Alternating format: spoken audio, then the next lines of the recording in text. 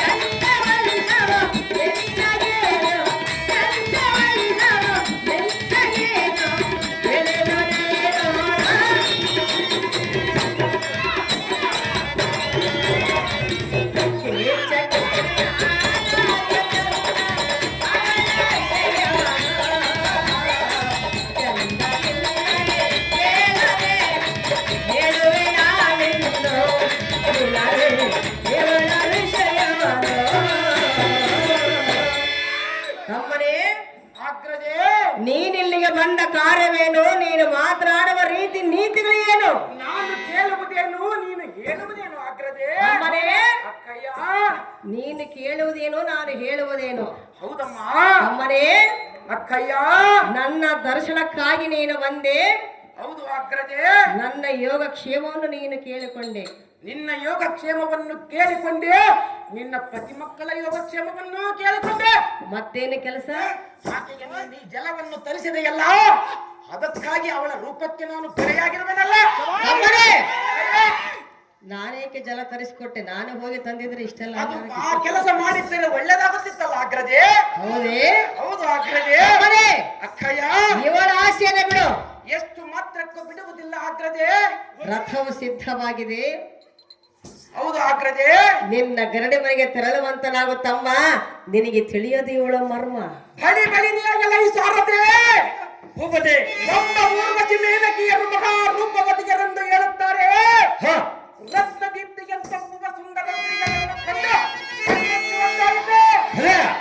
ಅಕ್ಕಯ್ಯ, ನಾನು ಕೇಳಿದ ರತ್ನವನ್ನು ನೀನು ಕೊಡುತ್ತೀಗೆ ಎಂಬುದು ದುರ್ಲಭ. ಕೊಡಬೇಕೆಂಬ ಮನಸ್ಸು ಮಾಡಿದರೆ ಮಾತ್ರ ಬಹುಸುಲಭ.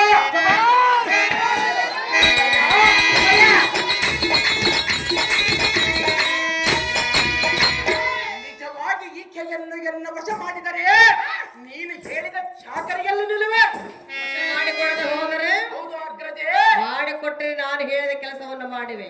ಇಂಥ ಸ್ತ್ರೀಯನ್ನು ಸುರ ನರ ಗರುಡ ಗಂಧರ್ವ ಯಕ್ಷ ಸಿದ್ಧಿ ಸಾಧ್ಯ ದಿಕ್ಪಾಲಕರಲ್ಲಿಯೂ ನಾನು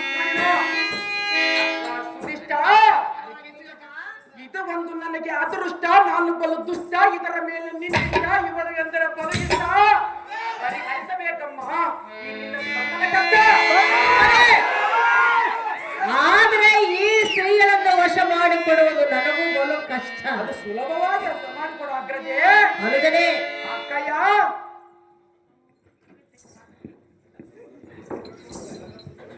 ಅಮ್ಮ ಜನನಿ, ಏನಮ್ಮ ಎಳೆದಾಡಿವೆಲ್ಲ? ನಿಮ್ಮ ತಮ್ಮನ ಆರ್ಭಟ ನೋಡಲಾರೇನು? ಒಳಗಡೆ ಕೆಲಸ ಇರುವುದು, ನಾನಿನ್ನು ಹೋಗಿ ಬರೋಣ. ಕೆಲಸವಿದೆ, ಬೇಗನೆ ಹೋಗಿ ಬೇಗನೆ ಬಂದು ಬಿಡು. ಕಕ್ಕನಲ್ಲಿ ಜಿಂಗಮೂರ್ತಿ ಅವರು ಗೀತ ಮಕ್ಕಳು 101 ರೂಪಾಯಿ ನೇರ ಮಾಡುತ್ತಾರೆ.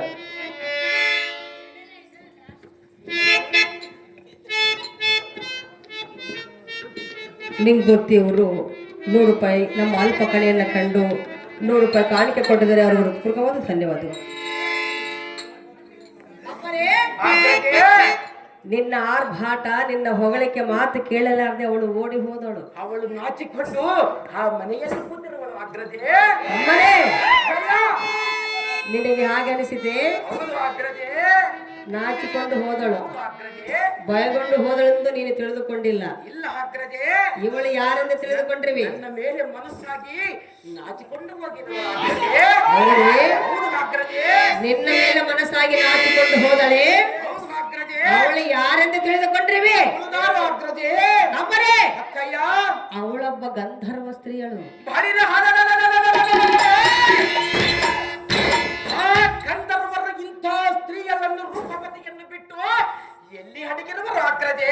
ಅಮ್ಮನೇ, ಅಯ್ಯ, ಅವಳಿಗೆ ಏನೋ ಕಷ್ಟ ಬಂದಿರುವುದು ನಮ್ಮ ಮನೆಯಲ್ಲಿ ದಾಸ ಕೆಲಸಕ್ಕಾಗಿ ಬಂದಿರುವಳು. ಅವಳಿಗೆ ಕಷ್ಟ ಬಂದರೆ ಸರಿ, ಅವಳ ಪತಿಗಳಿಗಿಂತ ರೂಪವತಿಯನ್ನು ನಿನ್ನ ಮನೆಯಲ್ಲಿ ದಾಸಿಯಾಗಿ ಇಟ್ಟಿರುವರಲ್ಲ, ಅವರಿಂಥ ಗಂಡಸರು ಅಗ್ರಜೆ.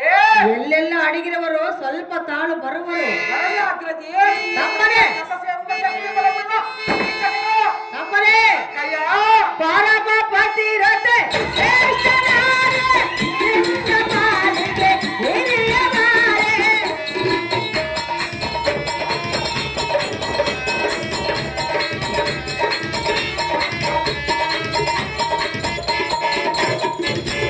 ಪರಮ ಪತಿರತೆ ಶ್ರೇಷ್ಠನಾರೆ, ನಿನ್ನ ಪಾಲಿಗೆ ಹಿರಿಯವಾರೆ. ಹೊರಗೆ ಹೋಗುವ ಮಾರಿಯನ್ನು, ಹೊರಗೆ ಹೋಗುವ ಮಾರಿಯನ್ನು, ಹೊರಗೆ ಕರೆದಂತೆ, ಹೊರಗೆ ಕರೆದಂತೆ. ಈಚೆಗೆ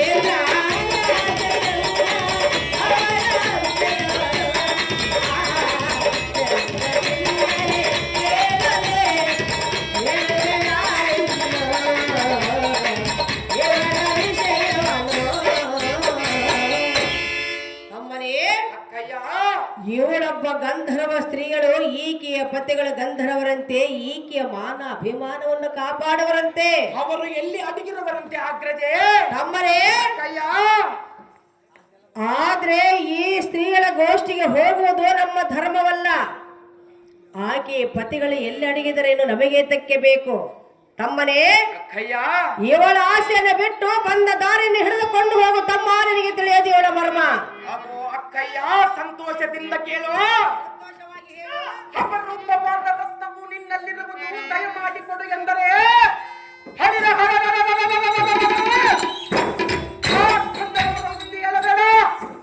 ಆ ಹದಮರಿಂದ ಆಗುವ ಕಾರ್ಯವೇನು, ಅದನ್ನ ನೋಡಿಕೊಳ್ಳುವೆ.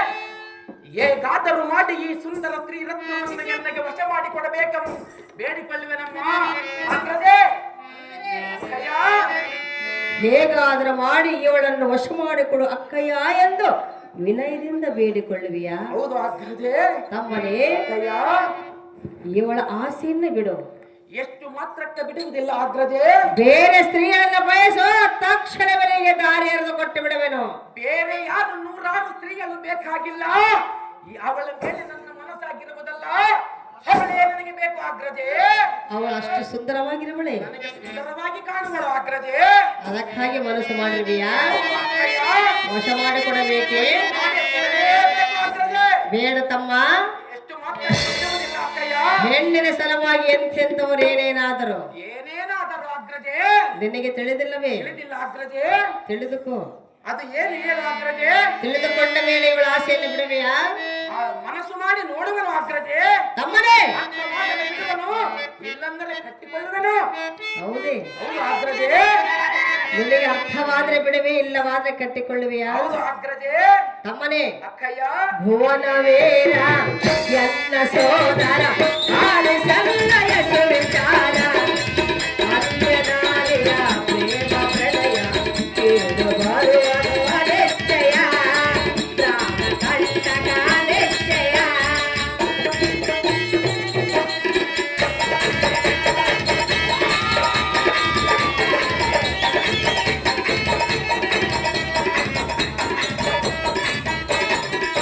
ಗಂಧರ್ವ ಸತಿಗಳು ಇವಳು, ಏಕೆ ಪತಿಗಳ ಗಂಧರ್ವಾರ.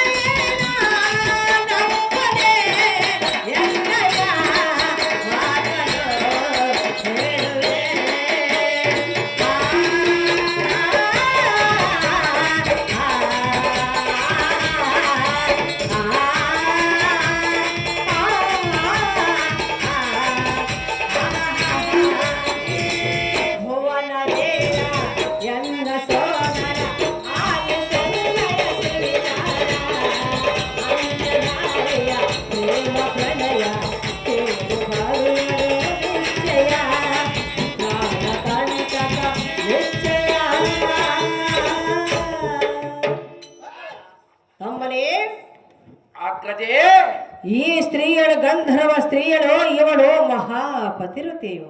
ಅವಳು ಪತಿರತೆಯಾದರೆ ನಿನ್ನ ತಮ್ಮನಿಗೆ ಬಹು ಸಂತೋಷವಾಯಿತು ಅಗ್ರಜೇ. ಹೌದೇ? ಹೌದು ಅಕ್ಕಯ್ಯ.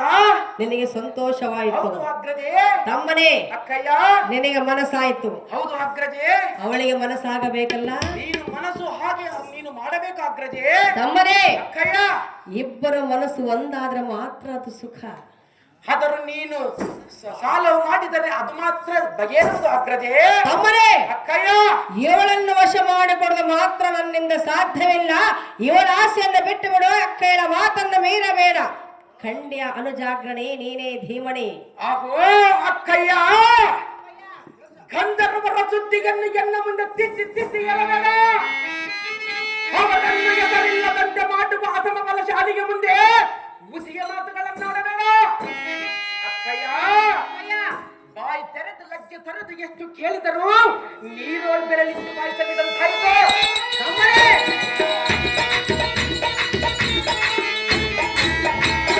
ನಿನಗೆ ಕೈ ಮುಗಿಯುವೆನು. ಅಕ್ಕರತೆಯಿಂದ ಎನ್ನಕ್ಕೆ ದಕ್ಕಿಸು. ತಮ್ಮನ ಆಸೆಯನ್ನು ಈಡೇರಿಸು. ಸುಖವಾಗಿರಲೆಂದು ಹಾರೈಸು. ತಪ್ಪದೆ ಒಪ್ಪಿಸಿ ನಮ್ಮ ಮನೆಗೆ ಕಳುಹಿಸು. ಇದೇ ನಿನಗೆ ಶ್ರೇಯಸ್ಸು. ತಮ್ಮನೇ, ಅಕ್ಕಯ್ಯ. ವಶ ಮಾಡಿಕೊಡ. ನನ್ನ ಗಲ್ಲವನ್ನು ಹಿಡಿವಿಯಾ? ಹೌದು ಅಗ್ರಜೇ. ತಮ್ಮನೇ, ಅಕ್ಕಯ್ಯ. ನಾನು ಸಹ ನಿನ್ನನ್ನು ಬೇಡಿಕೊಳ್ಳುವೆನು. ಅದು ಏನು ಬೇಡಿಕೊಳ್ಳುವೆ ಅಗ್ರಜೇ? ಇವಳ ಆಸೆಯನ್ನು ಬಿಡು ಎಂದು. ಎಷ್ಟು ಮಾತ್ರಕ್ಕೆ ಬಿಡುವುದಿಲ್ಲ ಅಗ್ರಜೇ. ಹೆಣ್ಣಿನ ಸಲುವಾಗಿ ಎಂಥೆಂಥವ್ರು ಏನಾದರೆಂದು ಹೇಳಲಿ. ಏನು ಅಗ್ರಜೇ? ಸೀತೆಯನ್ನು ಬಯಸಿ ರಾವಣ ಏನಾದ? ಆ ರಾವಣನೇ ಬೇರೆ, ಈ ಶತಸಿಂಹ ಶಕ್ತಿ ಬಲವುಳ್ಳ ಕೀಚಕನೇ ಬೇರೆ. ತಮ್ಮನೇ, ಅಕ್ಕಯ್ಯ. ನೀನೇ ಬೇರೆ, ರಾವಣನೇ ಬೇರೆ. ಹೌದು ಅಗ್ರಜೇ. ಅವನು ಬಯಸುವುದು ಒಂದು ಹೆಣ್ಣನ್ನು ತಾನೆ. ಹೌದು ಅಗ್ರಜೇ. ನೀನು ಬಯಸುವುದು ಒಂದು ಹೆಣ್ಣನ್ನು ತಾನೆ. ಅವನು ಬೇರೆ ಕಾರಣಕ್ಕೆ ಬಯಸಿರುವನು, ನಾನು ನನ್ನ ಲಗ್ನಕ್ಕಾಗಿ ಬಯಸಿರುವನು. ತಮ್ಮನೇ, ಅಕ್ಕಯ್ಯ. ದಶಕಂಠ ರಾವಣ ಸೋರ ಸೀತೆಯಿಂದಲೇ ಜ್ಞಾನ ಬೆಟ್ಟ.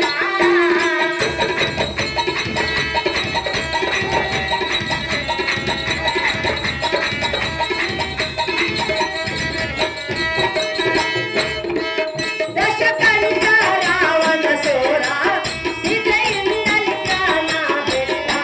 ನಮ್ಮೊಡೆ ಬಾಗಲ, ನಮ್ಮೊಡೆ ಬಾಗಲ.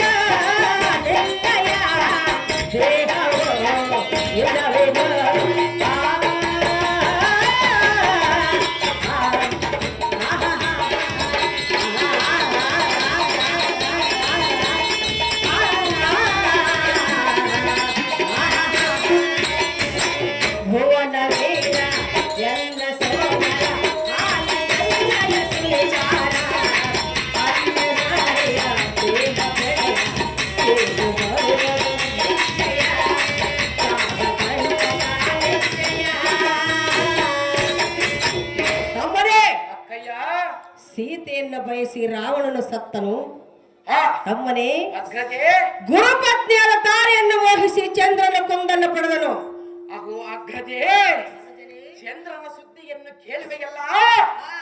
ಹುಣ್ಣಿಮೆಗೆ ರಾತ್ರಿಗೆಂದು ರಸಿಕರಿಗೆ ರಸದೌತಣ ನೀಡುವನು. ಮಹಾಶ್ರೇಷ್ಠನಾಗಿ ಮೆರೆಯುವನು. ತಮ್ಮನೇ, ಕಯ್ಯ.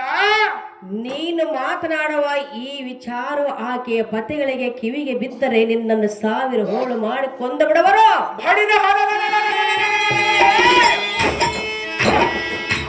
ಗಂಧರ್ವರನ್ನು 1000 ಹೋಳು ಮಾಡಿವನ ಅಗ್ರಜೇ. ತಮ್ಮನೇ, ಅಕ್ಕಯ್ಯ. ಅವರು 5 ಮಂದಿರವರಂತೆ.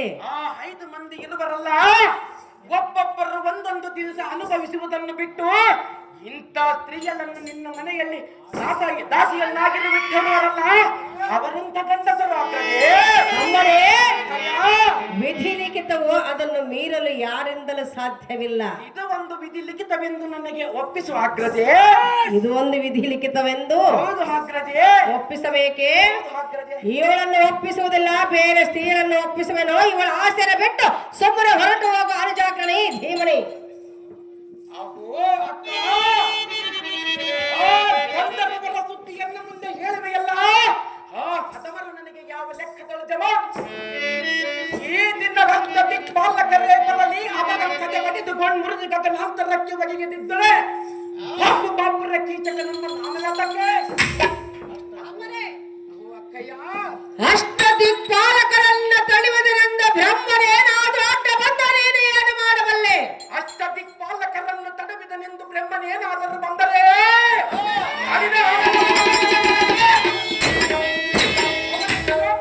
ಕಿತ್ತಿ 4 ತಲೆಗೆ ಮೃತ್ಯುವನ್ನಿರಿಸುವೆ. ಸಹೋದರ, ಬ್ರಹ್ಮರನ್ನ ತಡೆಯುವುದರಿಂದ ನಾರಾಯಣನೇನಾದ್ರೂ ಅಡ್ಡ ಬಂದರೆ ನೀನೇನು ಮಾಡಬಲ್ಲೆ? ಬ್ರಹ್ಮನನ್ನು ತಡವಿದನೆಂದು ನಾರಾಯಣನೇನಾದರೂ ಬಂದರೆ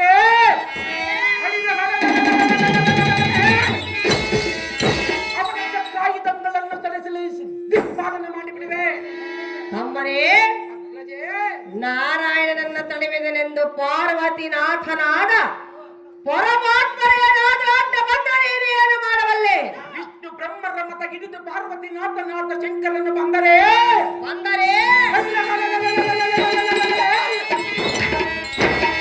ಅಂತ್ಯವಿಲ್ಲದ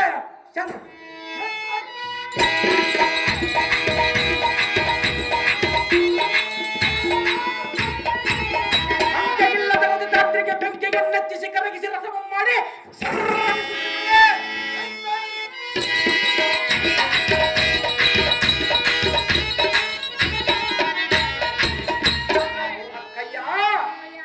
ಇಂಥ ಪರಾಕ್ರಮಿಗೆ ಮುಂದೆ ಕೇವಲ ಆ ಗಂಧರ್ವರ ಸುದ್ದಿ ಹೇಳಬೇಡ. ನಿನ್ನ ಒಟ್ಟ ಹುಟ್ಟಿದವನಾದ ನಾನಿರಲು ಚಿಂತೆ ಏಕೆ? ಇವಳನ್ನು ಎನ್ನಗೆ ವಶ ಮಾಡಿ ಕೊಡಮ್ಮ. ಆದ್ರೆ ಅಕ್ಕಯ್ಯ, ಹೇಗಾದರೂ ಮಾಡಿ ವಶ ಮಾಡಿಕೊಳ್ಳಬಹುದು.